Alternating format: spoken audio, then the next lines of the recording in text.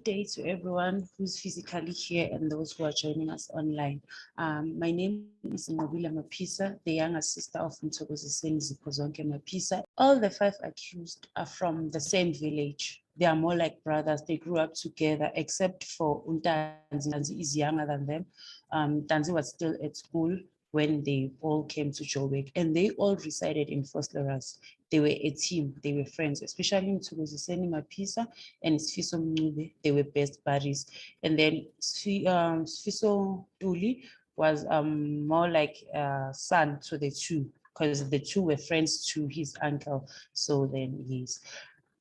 When they were accused for this case, they were all, the 3 of them were in prison. Mthobisi Mncube was arrested, I think it was August 2014. Mind you, Mr. Meyiwa died in October, whereas Mr. Mncube was already in prison for his own case. My brother was arrested in November 2014 after the death of Mr. Meyiwa for his own case. Mr. Ntuli, I'm not sure when he was arrested, and then the other 2 were working. As for Danzi, they fetched him from the mine where he was working in Mpumalanga, if I'm not mistaken. And for Mr. Sbia, they went to his home to look for him, and then they found his father there. How do I know this? I went to visit all the 4 families of those who were accused. I think it was this year early, to ask them about this whole thing. I started at the Ntuli family. The uncles were confused, and they didn't even know that Sifiso was accused for such a case. It was their first time hearing it from me. I went to the Sbia family. The father told me the whole story. He said Mr. Kininda came straight to his home looking for his son.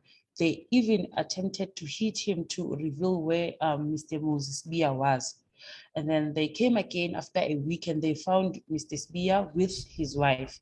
They told him that he's been arrested for such a case. And then Mr. Sbia told them that I've got nothing to do with such. I've never held a weapon in my own hands. And then they promised his father a certain amount, I think it was 100,000 rands, that Mr. Kinida, through his mouth, told Mr. Sbia that are we going to give you this money should your son plead guilty for this. Mr. Sbia refused, and that was when Mr. Kininda attempted to hit him. And then Mr. Kininda, the guy who was with Mr. Kininda on the day, and then Mr. Sbia knew Mr. Kininda, I don't know from where. He told Mr. Kininda that, please tell your guy not to come closer to me. What is he willing to do? And then I went to the Ntanzi family as well. I found the father, the mother, and the brother. The brother told me that it was 2 or 3 months after he found a job for his younger brother at the mine in Mpumalanga, that where he was working and that where he was arrested. They also promised the Ntanzi family 3 million rands shall Ntanzi agree to the case of Meyiwa. Apparently, Ntanzi did make a statement pleading guilty, and Ntanzi was said to be the witness against the other 4 as well. Shall he agree to this? And then since they've been arrested, they've never have peace in prison, especially my brother. Whenever he get a chance to call me, he used this word call. Every time he will call me to send him an airtime. Then when he called me after they appeared, the first appearance in court, he told me that since then, he's been harassed inside prison. There are some guys, I forgot the name of these police, but they wear black t-shirts. They came in with I'm not sure, the deputy of the head of prison, and then they beat him up. They searched for cell phones. They found 8 cell phones in their cell, and then they assumed that all those phones belong to him, whereas there are 9 in the cell. There are 9 people in that cell, but they said all those phones belong to him. They beat him until he ended up in the prison hospital. We got all the files for that. And then again, after a week or so, those same guys came again with the head of prison. Again, they beat him up. They broke every appliance that belonged to him, from the kettle, the iron, the radio, everything that belonged to him. They broke everything, telling him to plead guilty for the case. He told them, I won't plead guilty for something that I do not know. I was not even around Joburg during the death of Mr. Meyiwa. So after that, everything has been awkward for them in prison. Mr. Mncube was then removed from the prison. We don't know where he is. And then we've been hearing rumors that he's around Pretoria. The family have never seen him ever since. They've been asking me if I know anything because they are all in KZN and neither of them is in Joburg. It's only my brother that I get access to go and visit. And whenever I go there and visit, there's this lady who was there. I'm not sure if she's called a receptionist or something, but the one who makes the bookings for the prison visits. That lady always like makes those bad remarks on me, telling people that I'm this girl who goes around making rumors, lying that my brother is being harassed in prison. Whereas I've got all the evidence that my brother was harassed. We've got the hospital files from the prison that my brother was beaten up. They made up a story and said it's the inmates that beat him up. Then he told them that no inmate would have done that to him. Even the inmates did tell that it was a group of people wearing black t-shirts that came through to beat him up. And then he tried to open a case to the head of prison, but then that case was dismissed. We don't know how.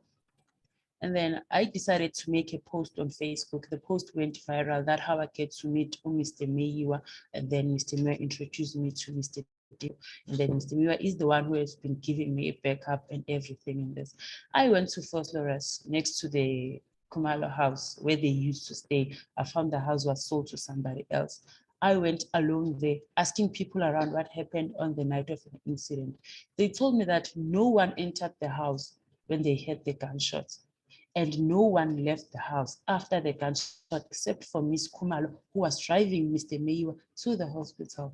So my question is, how do the 5 get inside and hit one person in the house? According to my knowledge, when hitmen visit a certain house, they hit everyone who is inside that house to clear evidence. So how come they shot only one person and left the others? And how come one bullet, okay, how come 5 people shot one bullet in one house?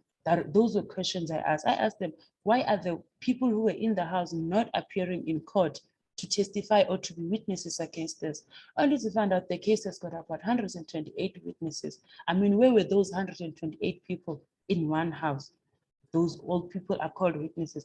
And then we've been getting calls from different people telling us that police are going around Vosloorus buying people to go and testify to be witnesses in this case, saying that they know these people. Just because those 5 people used to stay in Vosloorus, that is only how they linked them to the death of Mr. Meyiwa.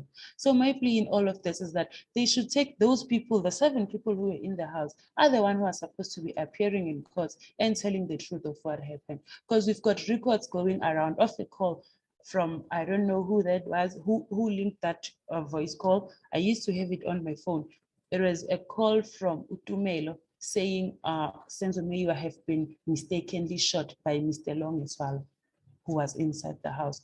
So question is, how are those statements changing? There are about more than 3 statements I've seen so far, because I've been doing this on my own. I've been getting threats of this saying I'm too young to be doing such investigation and my life is in danger, into an extent that Mr. Meyiwa even offered to give me a place of safety. I said, no, I don't need a place of safety. If I die, I die. This is my brother who's in prison.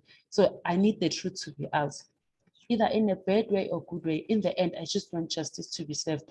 That's all that I need for my brother to be serving for his own sentence that he was serving before, not to be added on another case that he's got nothing to do with.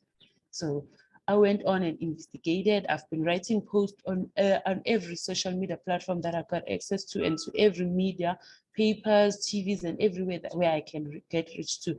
I've been making reports to them, asking for other people's views about this, only to find the whole world can see that those people are being framed. Neither of them is involved in such a thing.